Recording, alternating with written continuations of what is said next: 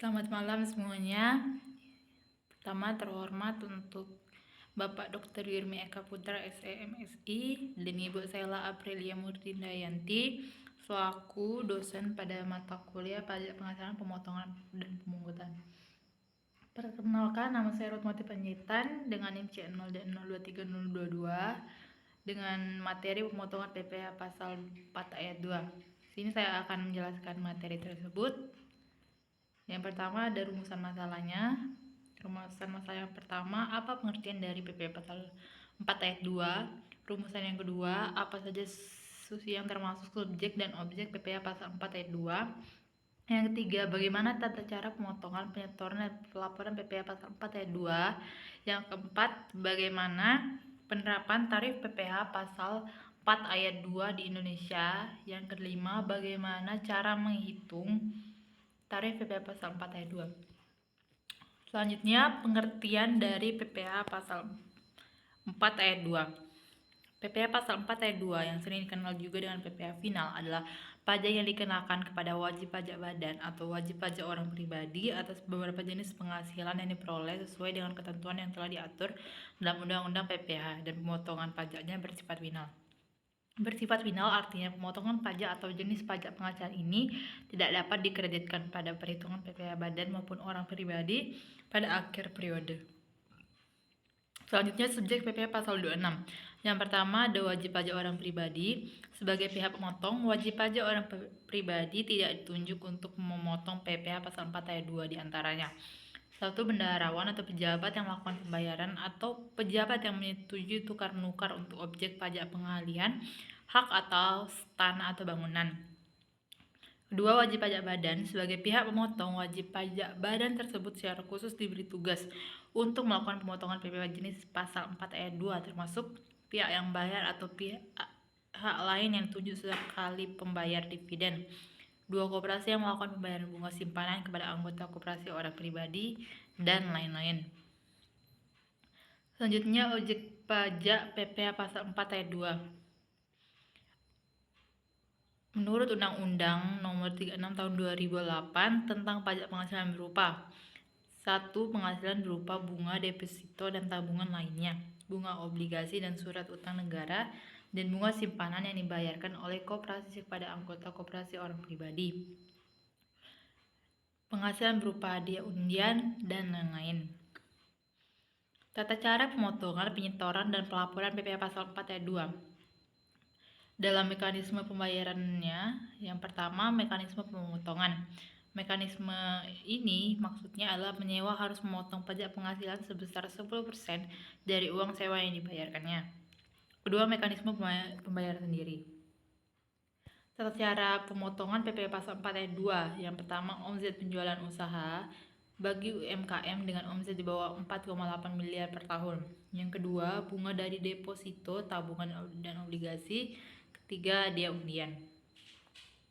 Tata cara penyetoran PPh pasal 4 ayat 2. Yang pertama, untuk pemotongan atas omset penjualan disetor paling lambat tanggal 15 bulan berikutnya setelah masa pajak berakhir. Kedua, untuk bunga deposito atau tabungan disetor paling lambat tanggal 10 bulan berikutnya setelah masa pajak berakhir. Tata cara pelaporan PPh pasal 4 ayat 2. Yang pertama, wajib pajak yang telah melakukan penyetoran tidak perlu melaporkan secara terpisah, namun mereka harus menyertakan lampiran laporan PPh final pada SPT tahunan badan atau pribadi, itu SPT 1770 ketika melaporkan pajak tahunan. Yang kedua, untuk wajib pajak UMKM, validasi NTPN atau nomor transaksi penerimaan negara sebagai bukti pembayaran sudah cukup untuk memenuhi kewajiban pelaporan. Penerapan tarif PPh pasal 26 di Indonesia.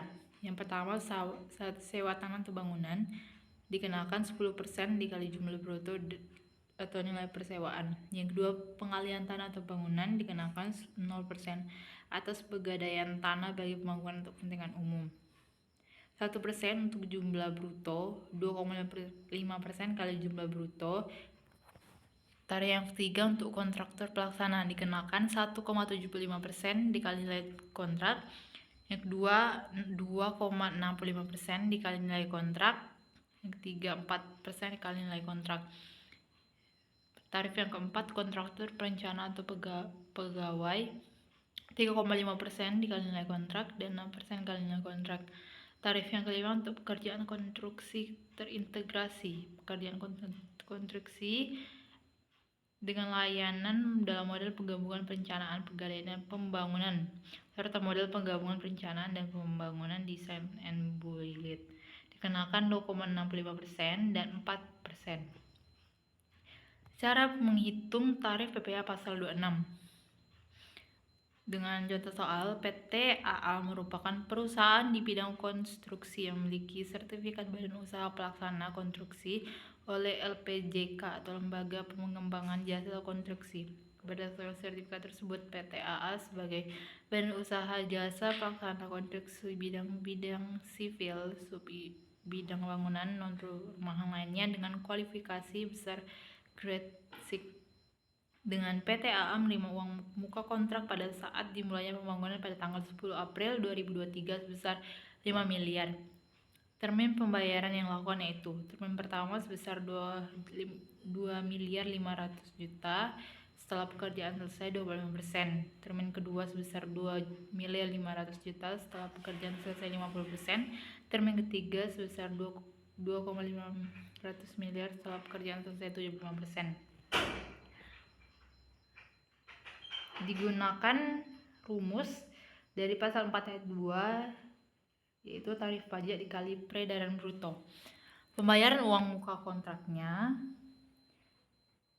3%, yaitu dari tarif PPh 4 ayat 2 dikali nilai kontrak uang muka yaitu 5 miliar, dapat 150 juta.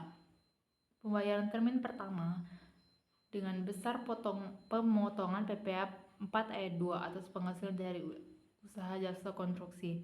Tarif PPh pasal 4 ayat 2 dikali nilai kontrak termin pertama, dapat 3% dikali 2,5 miliar, didapat hasil 75 juta.